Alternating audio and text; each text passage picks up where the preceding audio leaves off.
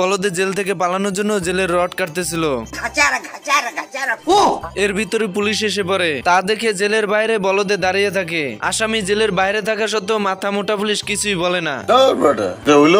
এরপর মাটি ঘুরে পালানোর চেষ্টা করে। এর ভিতরে পুলিশ এসে দেখে ফেলে। মাথায় নষ্ট মামা। ये सब क्या देखना पड़ रहा है। এরপর এই বলদ দুটো জেলখানার বারান্দা পরিষ্কার করতে থাকে। এর ভিতরে পুলিশ এসে দাঁড়িয়ে থাকে। ওই মান্দার পোলারা বিড়ালে কামড়াইছে।